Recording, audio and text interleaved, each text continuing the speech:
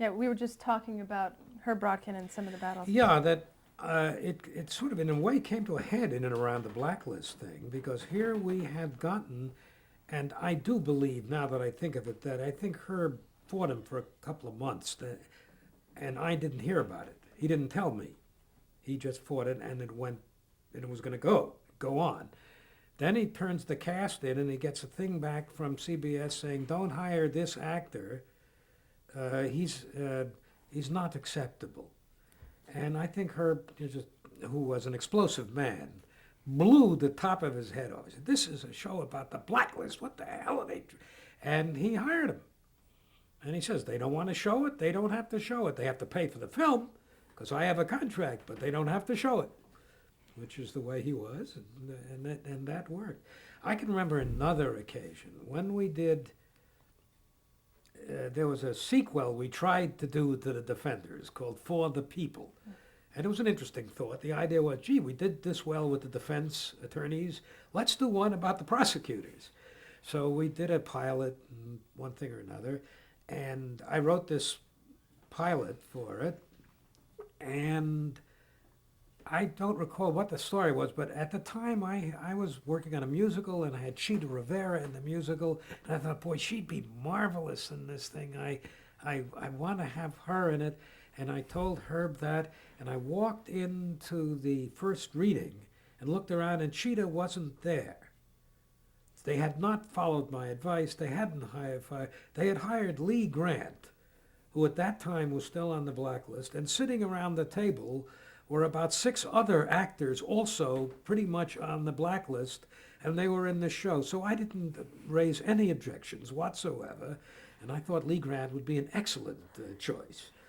And it went on, and nobody raised any question. Now, going back to the Defenders for the blacklist, did you hire other blacklists, like John Randolph? Was John Randolph, I think, was the fellow who they were complaining about. Hmm. Yeah, I think John Randolph was on it. I know John Randolph worked in a number of other scripts for Herb. And he had been very thoroughly blacklisted before, and I think Herb broke through for him. Now you said, how did the industry react to seeing this? Was this the first time that people ever did something Well, about it? As far as I know, it was the first, certainly dramatically. I mean, it probably had been mentioned, and Murrow did something in his, Edward R. Murrow had done something on See It Now. See It Now, on blacklisting or something, but as a 1950, dramatic piece, certainly the first. I think it was well received, because the newspaper, it got very excellent notices in the newspaper, and I'm sure even if they had objected to it at first, by that time they said, "Well, you see how great we are, we put this on." So it did well. Did it deflate the blacklist? One can't say. The blacklist was not at its highest. It was ebbing to a certain degree. And this may have had a part of it, but one can't tell. You won an Emmy for that. Yes, there was an Emmy for that, which was nice. Always is. Now, how did you feel? Did it kind of give validation to? Well, I think it answers your previous question. I think it was a good show, but I think the Emmy came to it basically because the industry liked the fact that it attacked the blacklist. I think that throughout the Television Academy, I think all of the rank and file members and everybody else approved of the fact that the blacklist was attacked. So I think that probably had a great deal to do with the voting on that. I would think so. I'd hope so. Now, let's go back, because we should explain how probably it all began, the blacklist. I know 1950, the Red Channels was published. Yes. What was that? Red Channels was a publication published privately by a small group of political right-wing people who were very angry about one thing or another, very anti-communist, very anti-anybody that they thought was communist, going back, way out.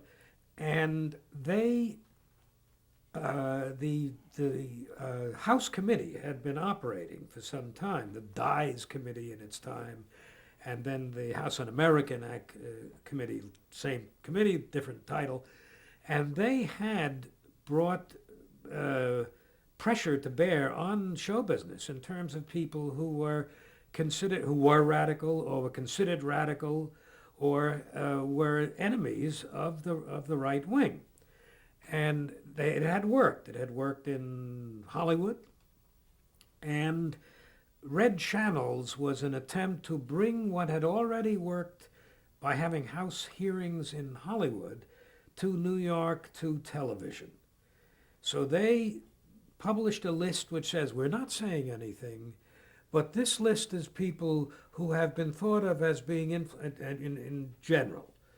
And they published a whole long list. They had an ongoing publication that they kept bringing it up to date with, and organized pressure. Now, one of the pressures was a wholesale grocery merchant in upstate New York, who politically was of the far right and angry, and decided that he should really be taking action, that the communists had to be confronted, and they could not be allowed to take over the entertainment industry, take over CBS, take over NBC, anything of the sort. So he started to organize boycotts or threaten boycotts. He would organize reactions to advertisers. Basically, a great deal of it was done through advertisers. People would say, we're going to organize, I'm not going to carry Colgate's toothpaste in my stores anymore because you are supporting communists, or in many other ways. And the the corporate world reacted very strongly to that. That is, they were terrified. And they brought pressure in turn on the networks. And this was a time when all of this was happening. It was happening in schools. It was happening in the New York City universities. Teachers were being called up and thrown out of their jobs.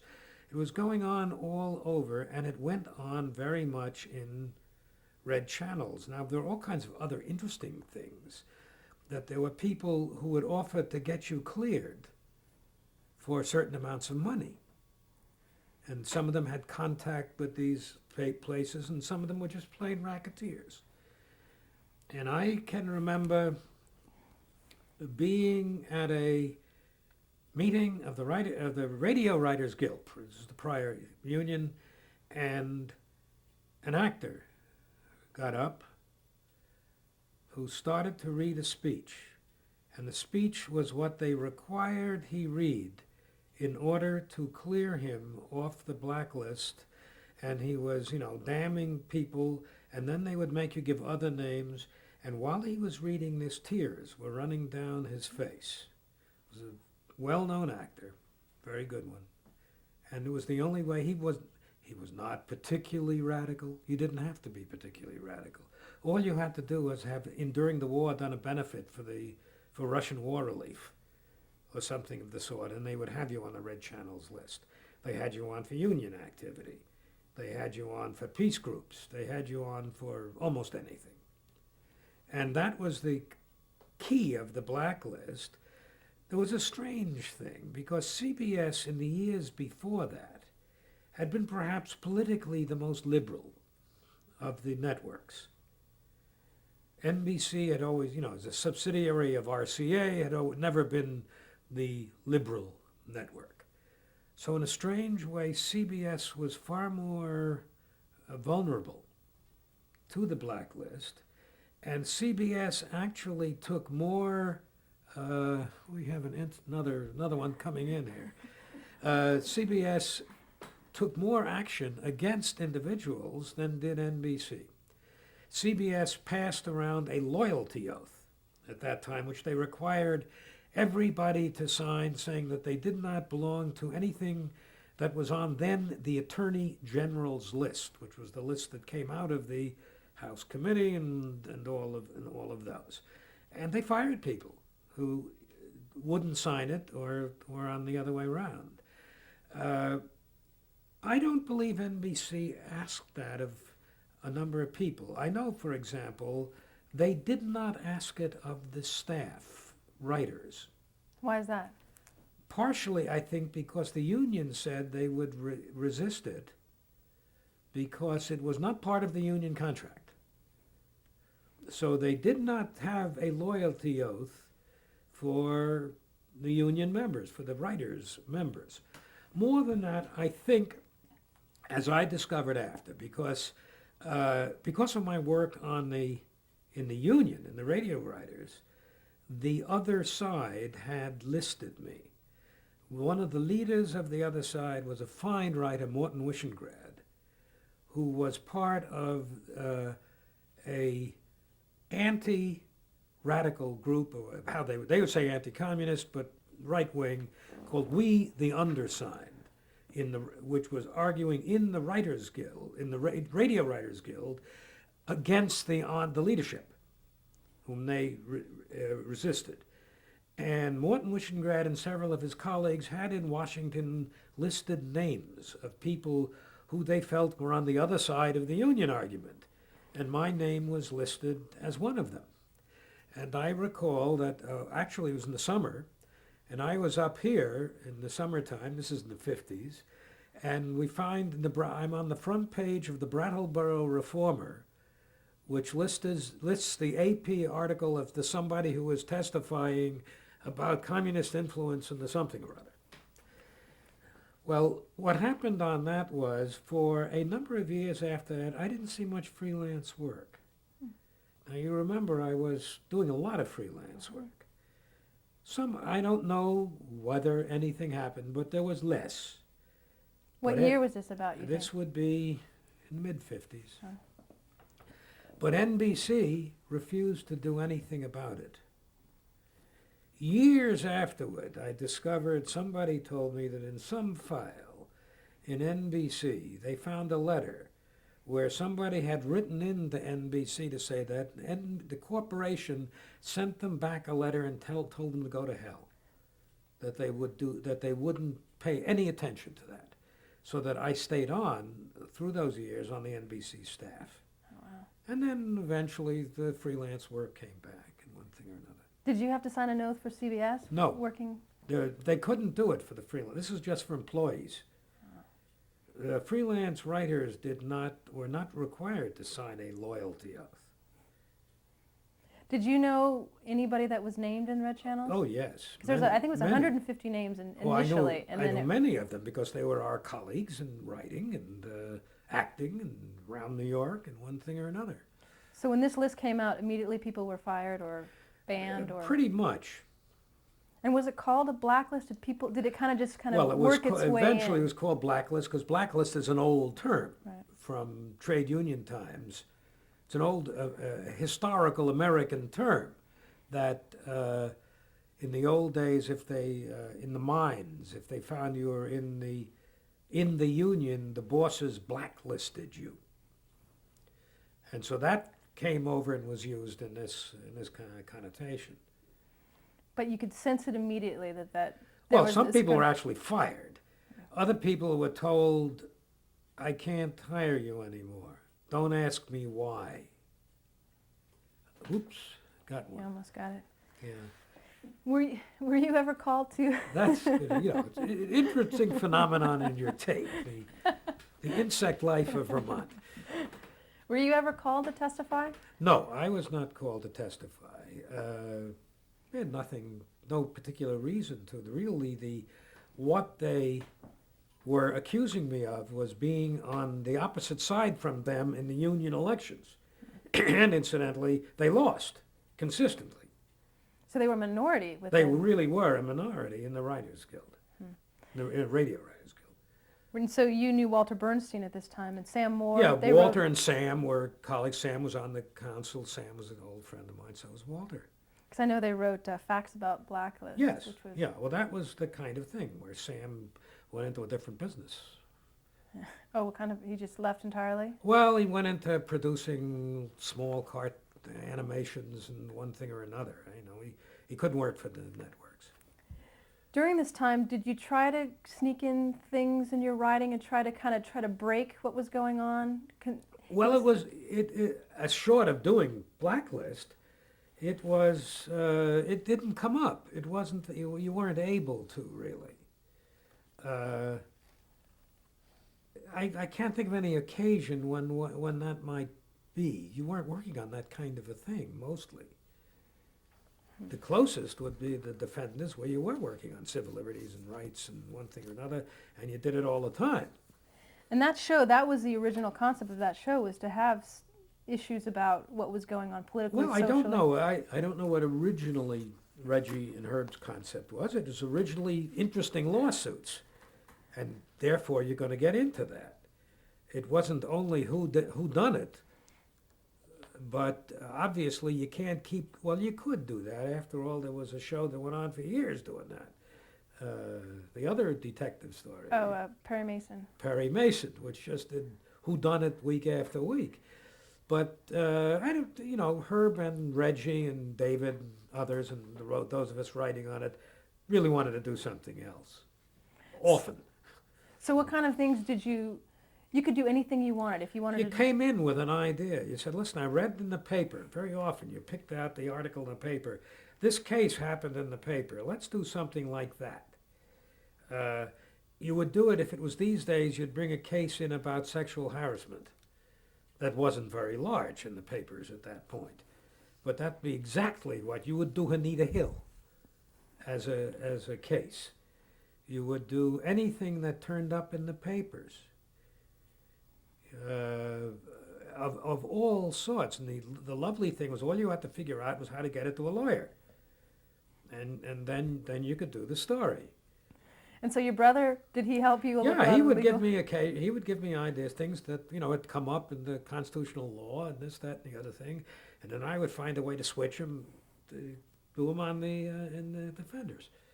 Now I know we mentioned Perry Mason, and the show was different in the sense that your lawyers lost. Sometimes Yeah. they won, but they didn't have to win every time. There was an attempt to use reality, which Perry Mason is fun. It doesn't require reality. But I know the one teleplay we were talking about with James Earl Jones, The Nonviolent, is that? Yes, that was it. That was the name of the one where you had the civil rights leader. Yeah.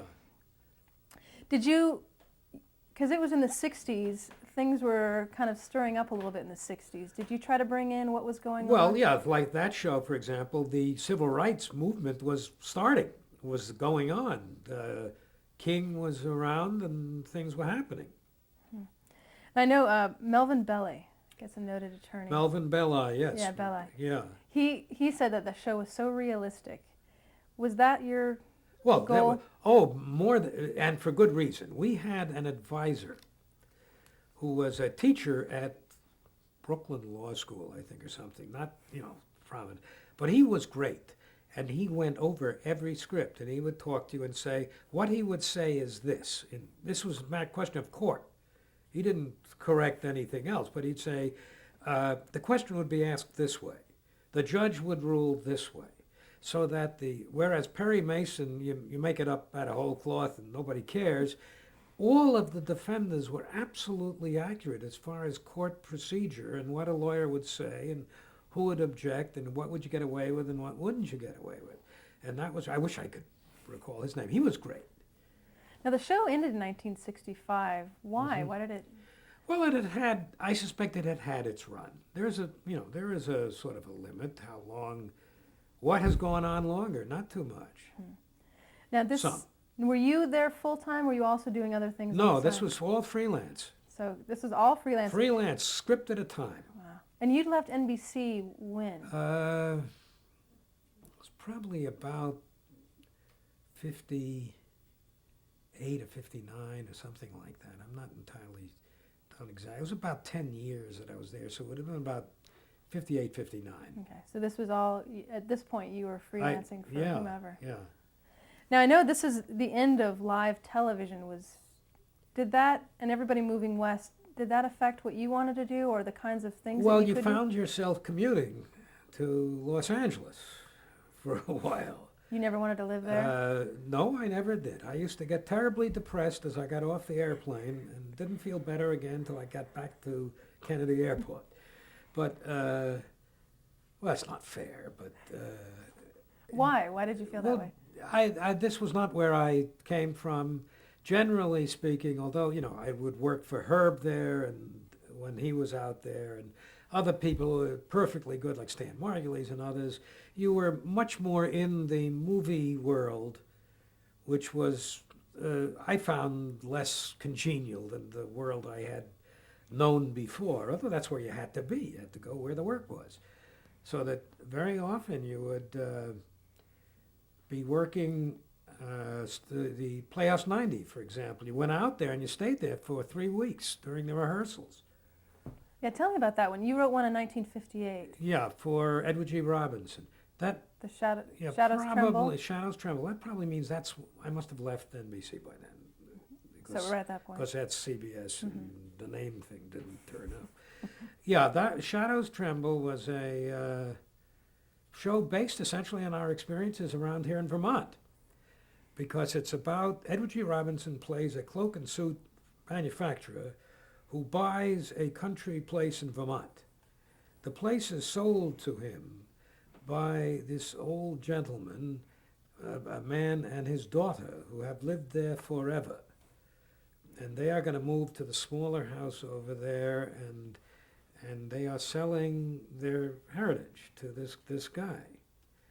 And essentially what you're playing is, what does that mean? Back and forth. And one of the things is that there is, outside of their place, the family graveyard, which has been there since 1760. And the people in the town, Parker Fennelly was in it again as one of the selectmen.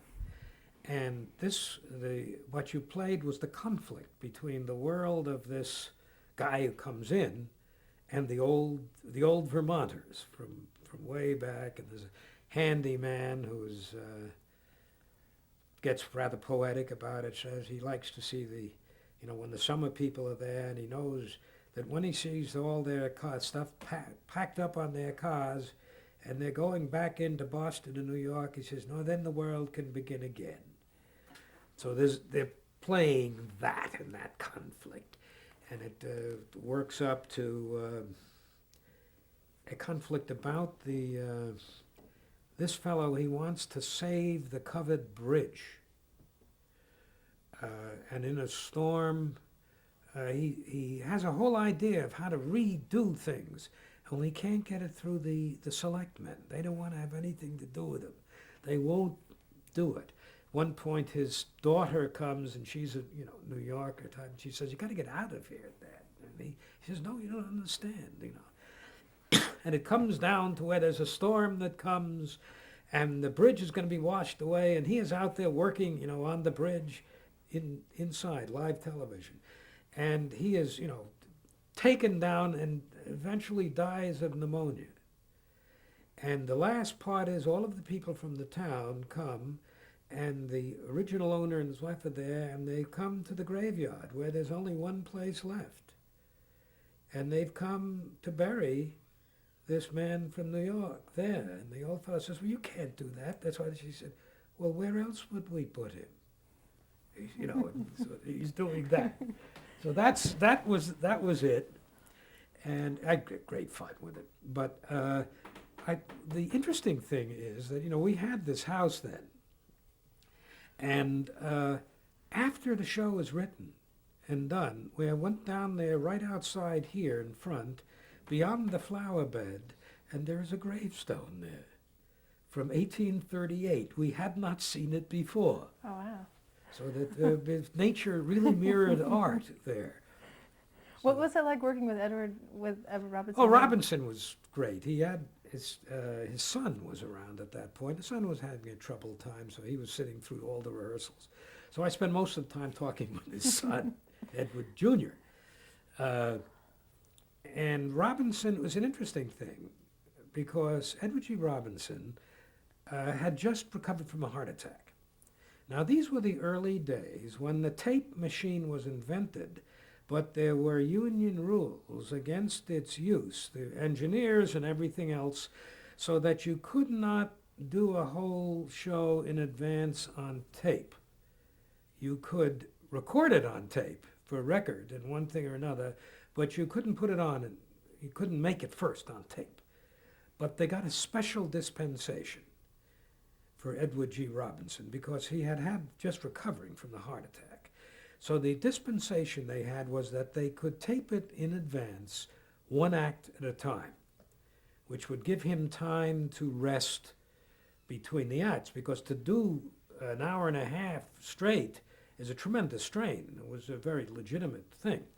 So I remember they started this. Now in the first one, he's coming and he's taking over the house, and he turns, and we're in the control room watching, and the tape is rolling, act at a time, and he looks down, and there's a moment's pause, and then he turns up and looks straight into the camera, and he says, "Oh, shit."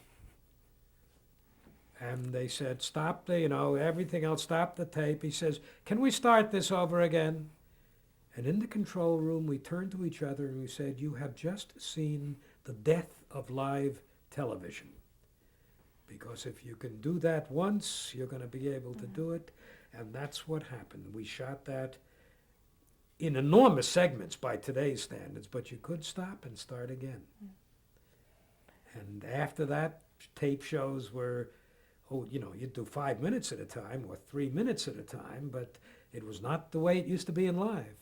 And you could do it over if you had to. What did that do to the stories? I mean, I don't think immediately it did anything. After a time, what happened was the television drama began to resemble motion picture drama more.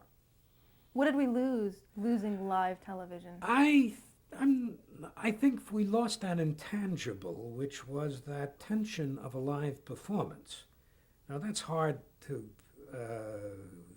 argue, because what you gained was the ability to, if somebody lost a line, you could stop and do it again. You could make it perfect. You could edit it. You could do all the things that you can do in motion pictures. And of course, that is an advantage. I think probably in the long run it had to be that way. But there was that initial thing that was like theater. Well, many say that's the golden age of television. Would you agree with that?